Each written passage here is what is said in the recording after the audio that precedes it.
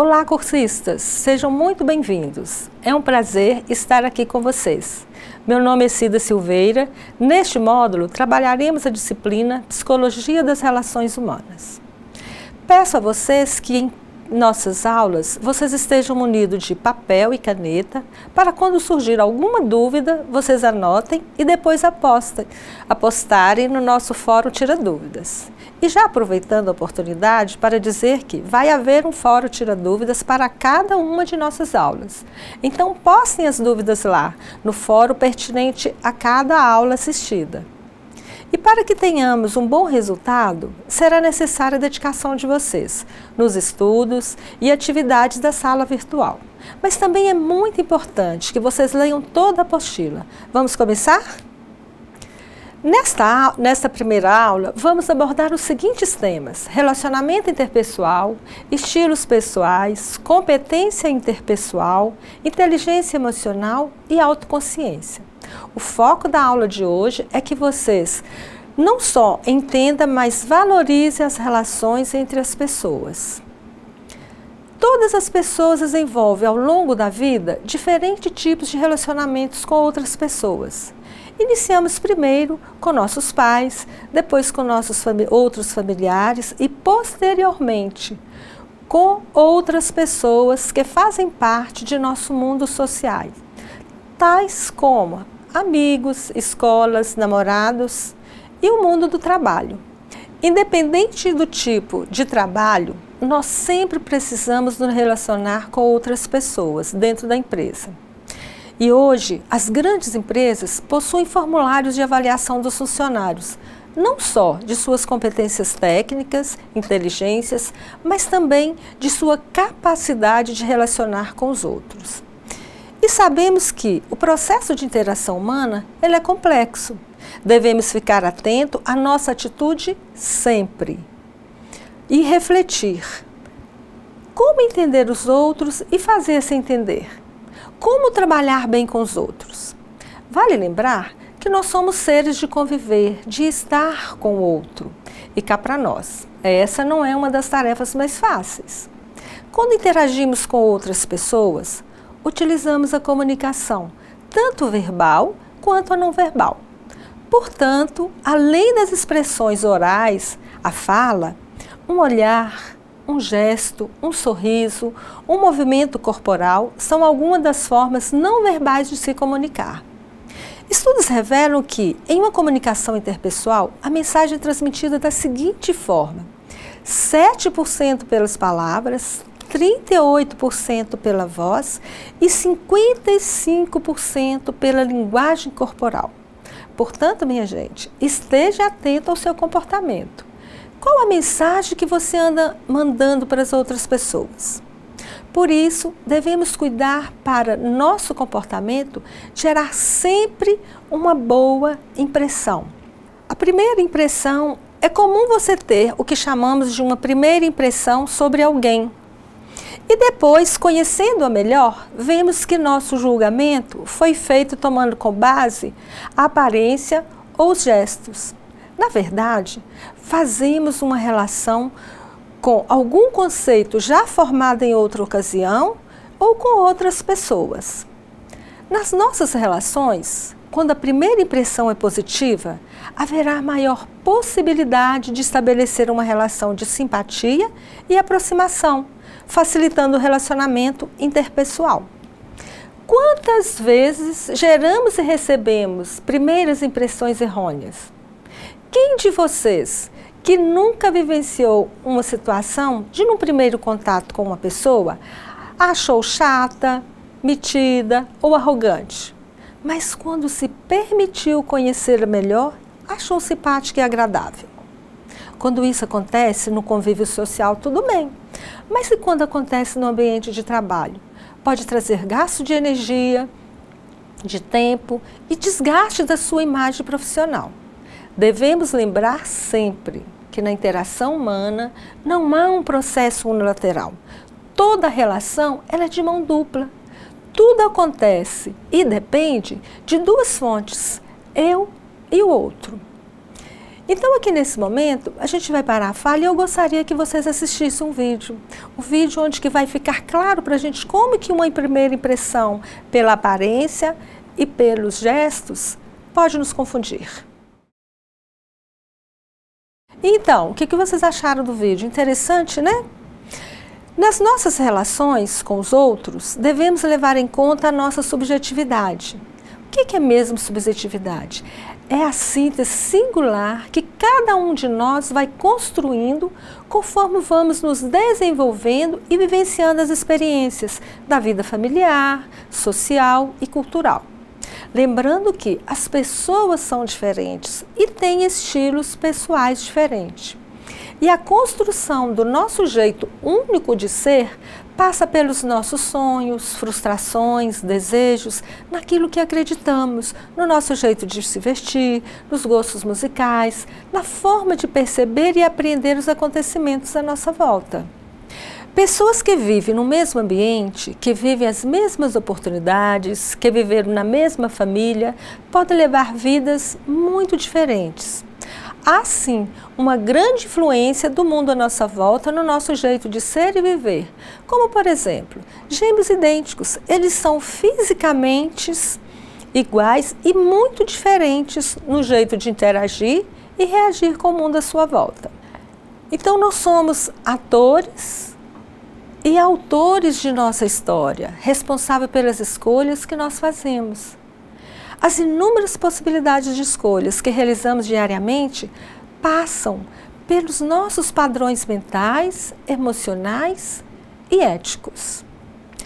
Então, as emoções, ela tem uma participação importante no nosso jeito de ser. Aliás, é a forma como administramos as emoções em nosso cotidiano diz muito de nossas características, de nossa personalidade.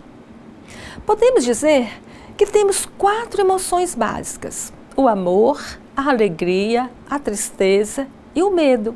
E a combinação dessas dão todas as outras emoções que sentimos. Vocês poderiam me dizer, qual delas são negativas ou positivas? Pois bem, devo dizer a vocês que todas são positivas ou negativas, dependendo da forma como administramos na nossa vida diária. O amor, tanto se fala do amor. A falta do amor ou o excesso do amor pode ser tão prejudicial na nossa vida. A falta, ela vai causar insegurança, estima baixa, e o excesso pode virar obsessão, ciúme excessivo. Agora, a tristeza, ela pode ser positiva. Claro, ela é responsável pela compaixão com o próximo, por eu me entristecer com a dor do outro. Ela se torna negativa quando eu me deixo envolver, me deixo abater pela tristeza. Aí sim, o adoecimento, a depressão, a falta de vitalidade na minha vida. Agora, a alegria sim. Assim como o carro precisa de gasolina para funcionar e movimentar, nós precisamos da alegria para viver, para sonhar, para traçar planos para o futuro.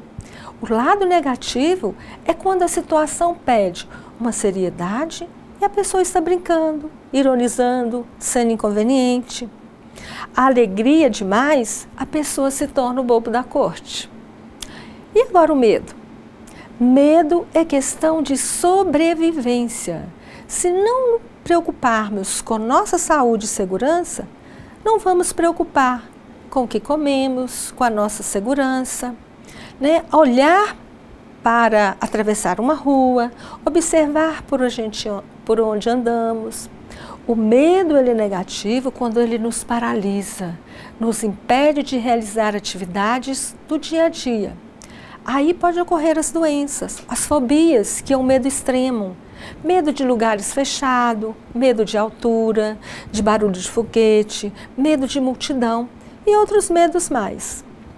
Eu sugiro que vocês assistam o filme Divertidamente. É um filme bem legal, que mostra como as emoções, a alegria, medo, nojo, tristeza e a raiva funcionam dentro da cabeça de uma criança.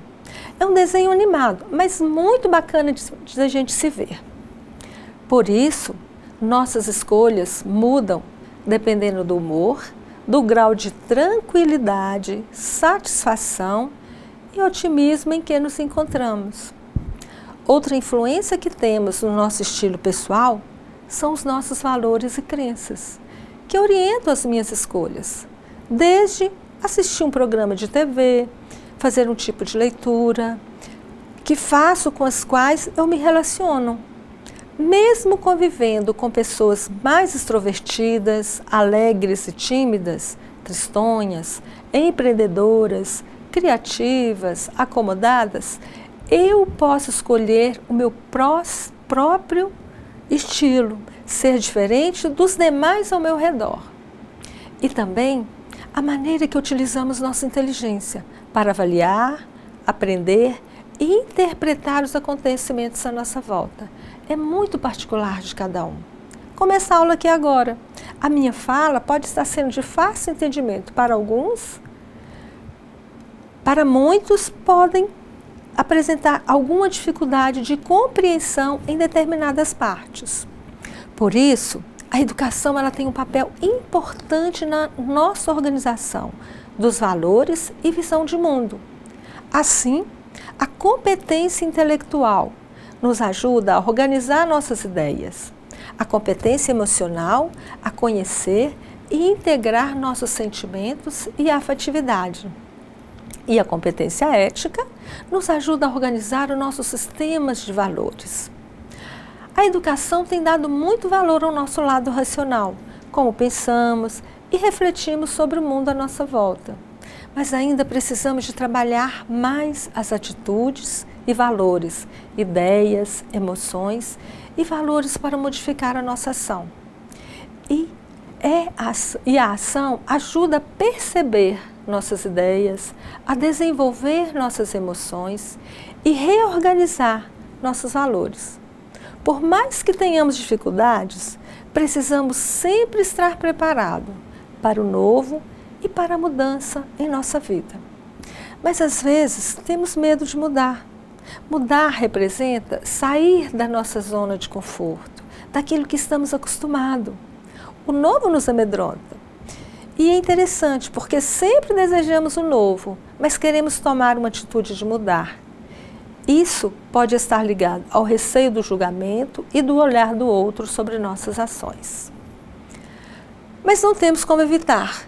Viver, experienciar, é estar sempre no processo de aprendizagem, de construção do nosso jeito de ser, do nosso estilo. E como mudamos o nosso estilo? Como a vivência pode colaborar para reconhecimento dos estilos próprios? É tendo como referência situações reais, pressupondo uma participação ativa num grupo, gerando emoções, desde as mais genuínas às mais comuns, estimulando o contato entre os participantes, acionando as funções cerebrais e gerando tensão. Reconhecer nosso estilo pessoal nos ajuda a respeitar os outros. Não podemos esquecer que somos seres em desenvolvimento e crescimento sempre. Nunca estamos prontos e acabados. Somos sempre seres em construção. Isso que é o bacana da vida. Sempre temos oportunidades hoje de sermos melhores do que ontem, preparando assim para um amanhã tranquilo. Quanto mais eu me conheço, mais fácil e melhor será a minha convivência com os outros. E para darmos conta dessa convivência, vamos falar agora de um tema muito importante, que é a competência interpessoal. Competência interpessoal diz de nossa habilidade de nos relacionarmos com o outro. O tempo todo estamos relacionando com alguém, em casa, na escola, no trabalho, no clube e em outros lugares. As relações interpessoais desenvolvem-se em decorrência do processo de interação como comunicação, cooperação, respeito e amizade. E os sentimentos têm um papel importante nessas interações, pois sentimentos positivos de simpatia e atração provocarão aumento de interação e cooperação, enquanto que sentimentos negativos de antipatia e rejeição tendem a diminuir as interações, provocando afastamento e menor comunicação. Quando uma pessoa inicia num grupo, há uma base interna de diferenças que englobam conhecimento, informações, opiniões, preconceitos, atitudes, gostos e valores, o que traz inevitáveis diferenças de percepções, sentimentos em relação a cada situação compartilhada. E a forma como essas diferenças são encaradas e tratadas determina a forma de relacionamento entre os membros do grupo. Por exemplo, se aqui no grupo da sala de aula há respeito pela opinião do outro, se a ideia de cada um é ouvida e discutida, fica estabelecida uma modalidade de relacionamento diferente daquela em que não há respeito pela opinião do outro, quando ideias e sentimentos não são ouvidos, são ignorados, não há troca de informação. Agora, pensando no ambiente de trabalho, a maneira de lidar com diferenças individuais determina o clima entre as pessoas e influencia todo o grupo nos processos de comunicação, relacionamento interpessoal e na produtividade. Se as diferenças são aceitas, a comunicação flui fácil. As pessoas ouvem as outras, falam o que pensam e sentem. Mas, se as diferenças são negadas, a comunicação torna-se falha, insuficiente para a compreensão do que se quer comunicar. Vamos ver um vídeo numa situação quando a comunicação não é muito clara e a mensagem é compreendida erradamente. É um pequeno vídeo do filme Madagascar. Eu acho que todo mundo deve ter assistido. Vocês vão achar bem legal. Então, gente, o que vocês acharam do vídeo? Gostaram? É bem bacana, né? Eu sou apaixonada com Madagascar. Então, vamos lá. A comunicação, ela tem um papel importante na construção da competência interpessoal, pois as relações entre as pessoas tendem a se tornar harmoniosa, principalmente quando pensamos no ambiente de trabalho, propiciando integração entre o grupo, um melhor desempenho nas atividades. Quando os membros do grupo desenvolvem a competência interpessoal, teremos uma equipe mais unida, mais produtiva, alcançando o sucesso para todos. Mas como alcançar a competência interpessoal? Em que consiste a competência interpessoal? Podemos definir competência interpessoal como a maneira de lidar com outras pessoas de forma adequada às necessidades de cada um e à exigência da situação. A aquisição da competência passa por 3 critérios. Primeiro, ter uma percepção detalhada da situação, das variáveis relevantes e respectiva inter-relação com a situação do momento. Segundo, ter habilidade de resolver os problemas interpessoais quando os mesmos acontecem, não deixando para depois. Ter capacidade de expressar nossa insatisfação quando algo nos desagrada. Essa, com certeza, não é uma tarefa muito fácil. Muitas vezes, tendemos a deixar as coisas para lá. Deixa para depois, vamos engolindo os sentimentos.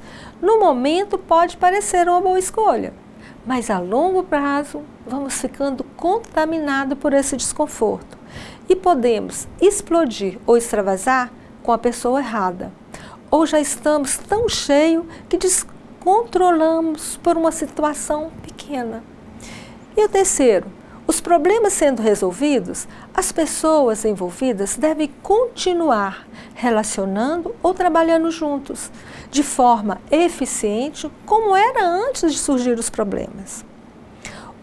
Outros 2 processos importantes da competência interpessoal são a percepção e a habilidade relacional. E o que é a percepção? A percepção é um processo que precisa ser treinado para termos uma visão mais clara da nossa relação interpessoal. Percepção envolve estímulos sensoriais, sensação, sentimentos que leva à interpretação da realidade observada. Faz parte da comunicação. A percepção é seletiva. Através dela, temos um relacionamento buscando no outro características que nos agradam. Tendemos a cuidar mais do outro e esquecemos de nós. Prestamos atenção no comportamento do outro, nas deficiências, facilidades, jeito de ser, em vez de voltarmos a atenção para nós. Se eu cuido de mim, se presto atenção nos meus sentimentos, melhor e mais equilibrada eu vou ficando. E, consequentemente, a minha relação com o mundo e com as pessoas à minha volta ficarão melhores. Outra forma de lidar com as situações interpessoais é desenvolver nossa flexibilidade perceptiva e comportamental. O que significa?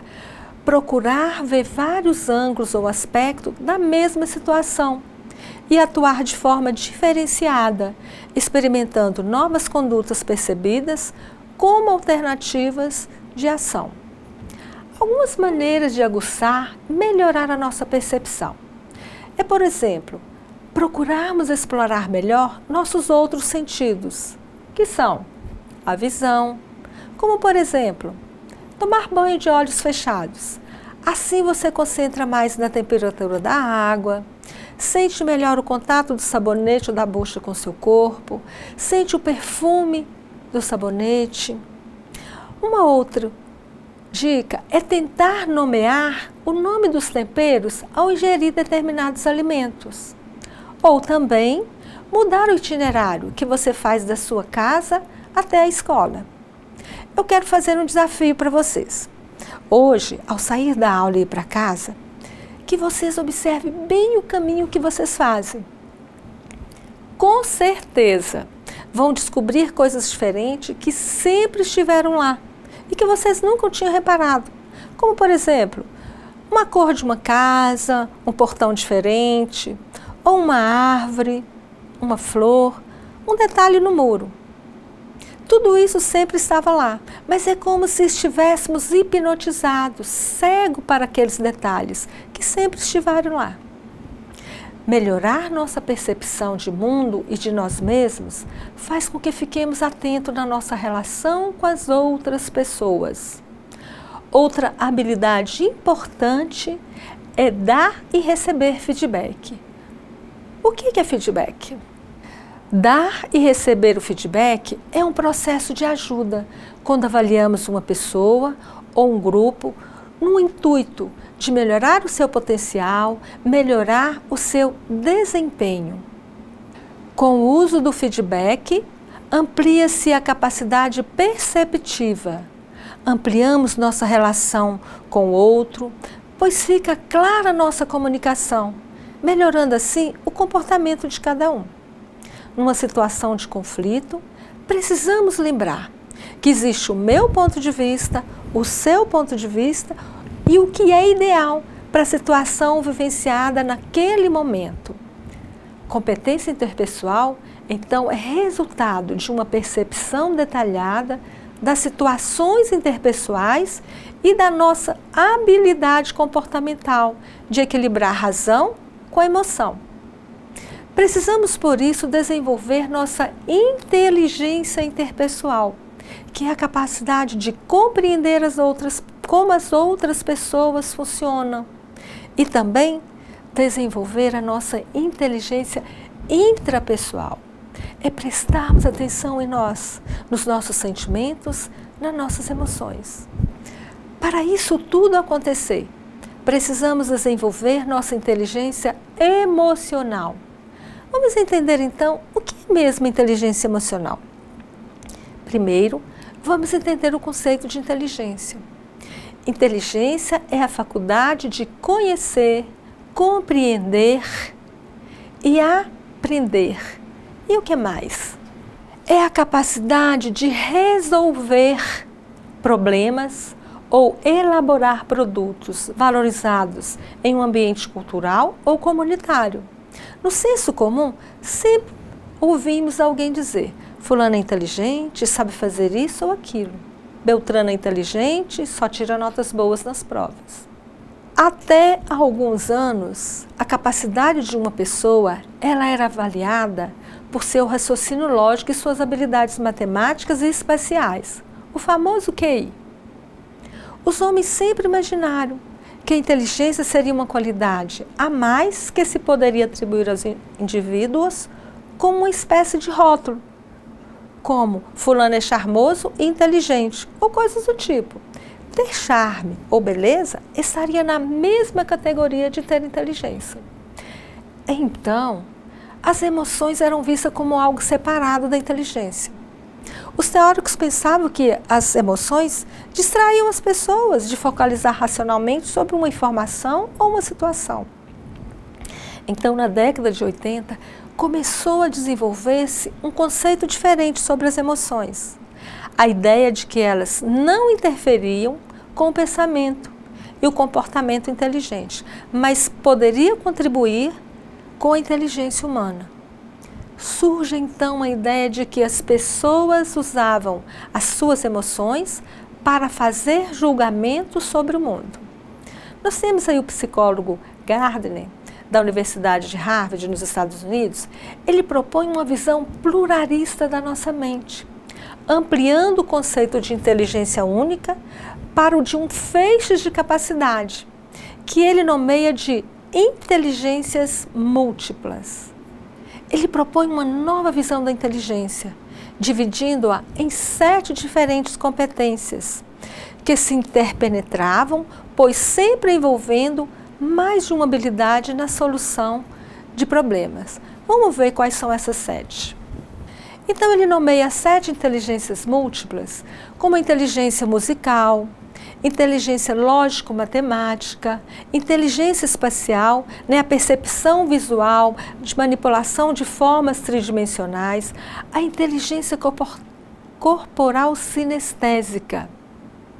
São os movimentos corporais, a dança, a mímica, a inteligência interpessoal, que é o conhecimento social da relação com as pessoas, a inteligência intrapessoal, que é a minha habilidade de autoconhecimento, da minha análise interior. Segundo Gardner, todos nascem com o potencial dessas várias inteligências. A partir das relações com o ambiente, os aspectos culturais, algumas são mais desenvolvidas, ao passo que deixamos de aprimorar outras. Que tipo de informações as inteligências fornecem? Os nossos sentimentos quase sempre são mais sutis e muito deles complexos, mas nos ajudam a interpretar os acontecimentos à nossa volta. A partir dessa ideia, em meados de 1990, temos o desenvolvimento do conceito de inteligência emocional. Vamos ver. Em 1990, Salovey e Mayer define a inteligência emocional como a habilidade de monitorar sentimentos e emoções pessoais e alheias, realizar discriminações entre elas e usar essas informações para guiar os próprios pensamentos. Saber nomear o que sinto e saber discriminar no outro a emoção que ele expressa é fazer com que as emoções trabalhem a nosso favor. Em 1995, nós temos a grande contribuição de Daniel Goleman no estudo da inteligência emocional. Segundo ele, a inteligência emocional rege a maior parte das nossas relações e experiências cotidianas. Vamos ver o que ele diz. Daniel Goleman classifica as emoções de acordo com o autoconhecimento delas em relação às suas emoções. Podemos ser autoconscientes, são as pessoas que têm consciência de suas emoções, são seguras dos próprios limites, apresentam atitudes positivas diante da vida, são competentes para tomar decisões sem ficar paralisada diante dos problemas.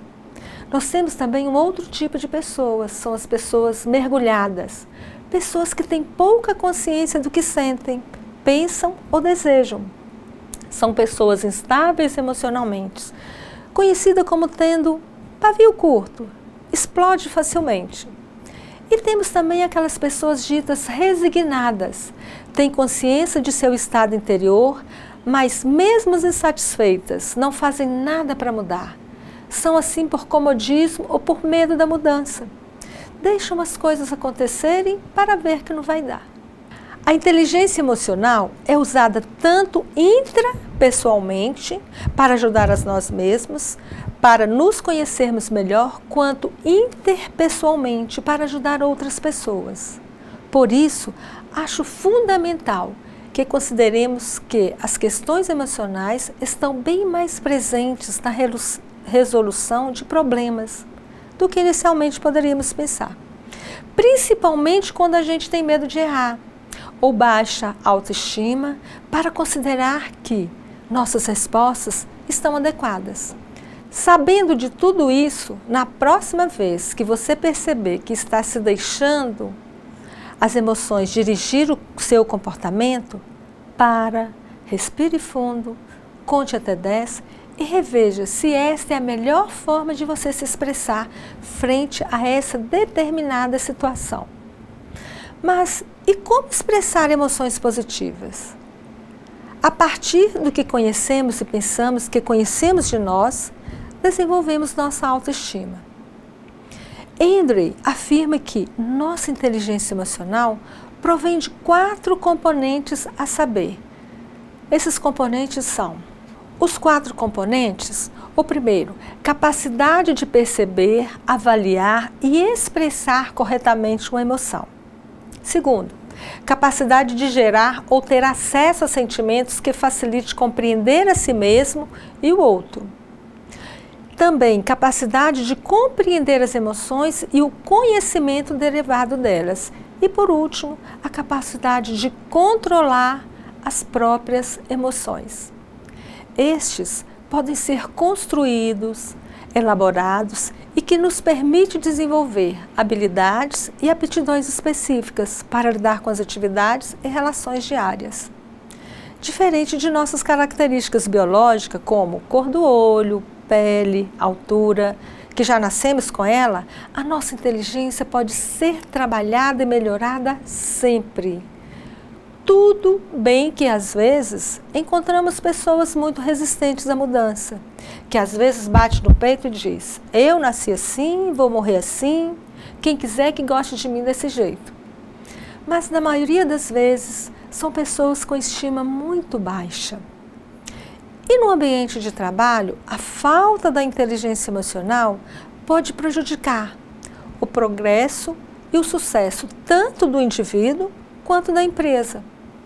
Quando os empregados usam a inteligência emocional, estão ajudando a construir uma empresa melhor, onde cada um se responsabiliza pelo crescimento de sua própria inteligência emocional, na aplicação dessa no relacionamento com as outras pessoas. Vamos procurar usar as emoções da melhor forma possível, mantendo o controle e compreendendo-as. Reconhecer a expressão de uma emoção em nós e no outro é ponto fundamental para a nossa saúde emocional. Reconhecer as emoções em nós não é uma tarefa muito fácil. Para entender como isso acontece, vamos aprender sobre um novo conceito que é a autoconsciência. Mas o que vem a ser mesmo isso? Autoconsciência é monitorar-se, observar-se em ação. É compreender o que o faz agir como você age. É alterar o seu comportamento em busca de melhores resultados. E estar em permanente atenção ao que estamos sentindo internamente e compreender-se. Para isso, podemos responder as seguintes questões. O que é importante para mim? A maneira como experimento as coisas. O que eu quero? Como me sinto? E como eu me dirijo aos outros? Você pode expandir sua autoconsciência aprendendo a desenvolver sua capacidade de comunicação. Já falamos um pouco de comunicação anterior. a sua destreza interpessoal, a forma como você relaciona com as pessoas e controla as suas emoções e a motivar-se. E a sua habilidade como mentor emocional. Se você não tem autoconsciência, lhe faltam as informações necessárias para tomar decisões eficientes. E como fazer isso? É fundamental você examinar o modo como faz as avaliações, atentar para os seus sentidos, entrar em contato com os seus sentimentos, identificar suas intenções, prestar atenção em seus atos. A autoconsciência está no cerne de cada um desses fatores acima citados, porque a inteligência emocional, ela só pode começar quando a informação entra no nosso sistema perceptivo. Por exemplo, para conseguir controlar a raiva, você tem que ter consciência daquilo que a provoca e de como essa emoção o afeta.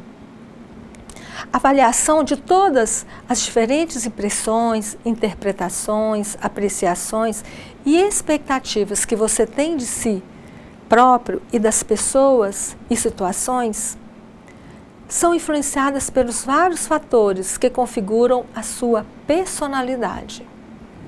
Geralmente, tem a forma de pensamento ou de diálogo interno.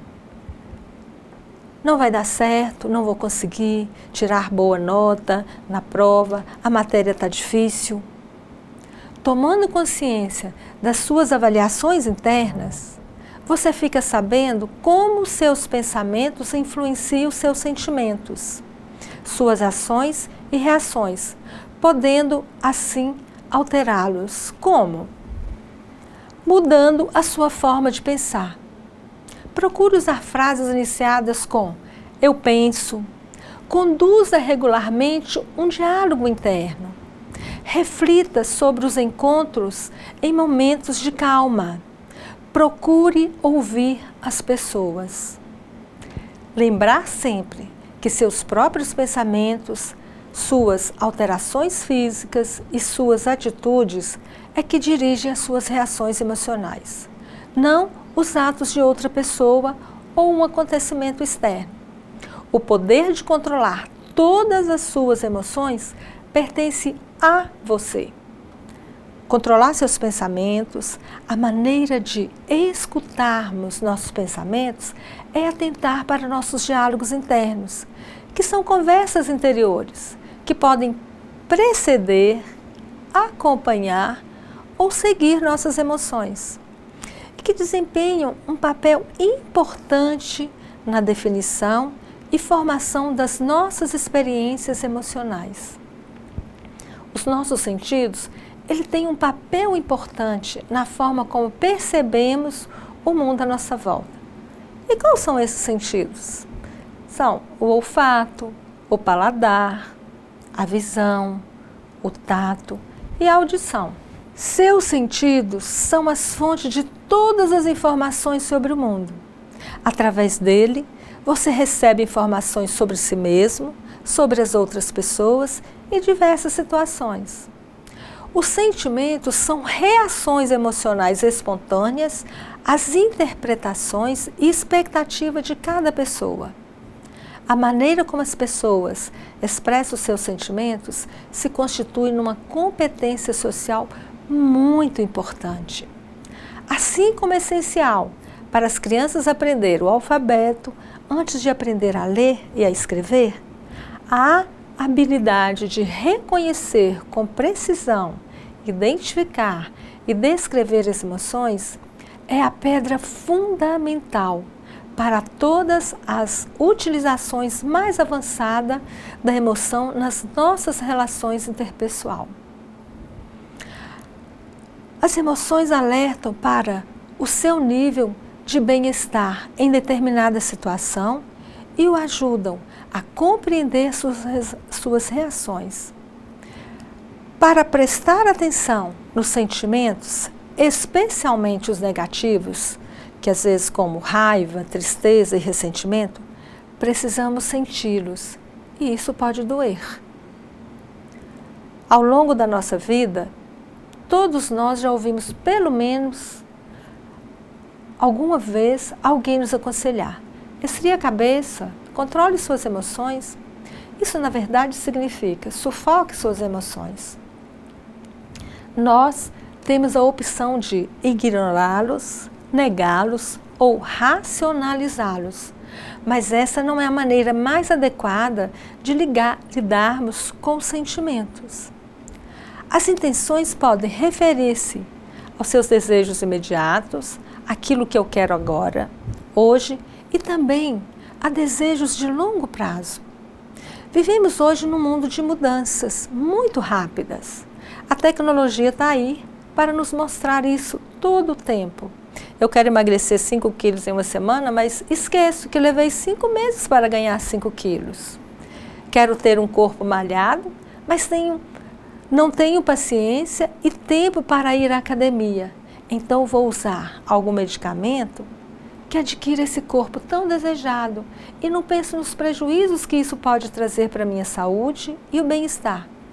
Por isso, a autoconsciência é importante para que eu não me deixe levar pelo desejo imediato de conseguir meus objetivos.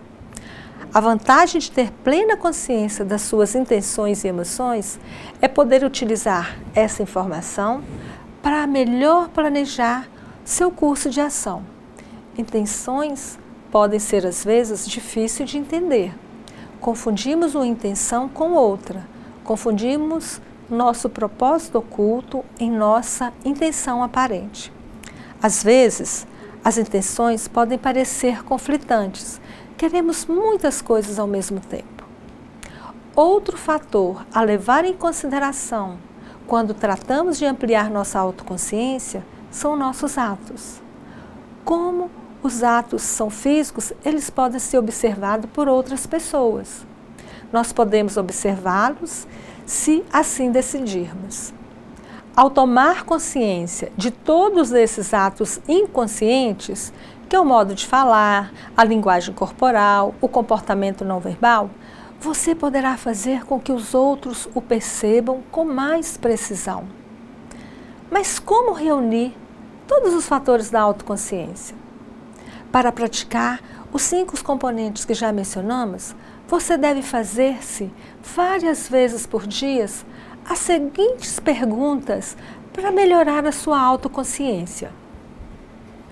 O que é que estou sentindo nesse instante? O que é que eu quero? Como eu estou agindo? Que avaliações eu estou fazendo dos acontecimentos à minha volta? O que é que meus sentidos me dizem? Pessoas com autoconsciência ampliada são pessoas autônomas, são pessoas conscientes de seus próprios limites, são pessoas que gozam de boa saúde física e psicológica, são pessoas que tendem a ter perspectiva positiva sobre a vida. São pessoas sofisticadas no que diz respeito à sua vida emocional. Tudo isso pode parecer uma tarefa muito difícil, mas lembre, não é impossível quando o desejo vem de dentro. A vida é isso, um recomeço a cada dia, pois a cada momento estamos aprendendo ou reaprendendo algo que nos torna pessoas melhores neste mundo de meu Deus. Bom, pessoal, estamos finalizando nossa primeira aula. Foi um prazer poder compartilhar essas informações com vocês. Peço que vocês dediquem um tempo para fazer as atividades que se encontram no final de cada aula do caderno de vocês. E não se esqueçam de postar as dúvidas pertinentes à aula no Fórum Tira Dúvidas. Abraços e até a próxima aula.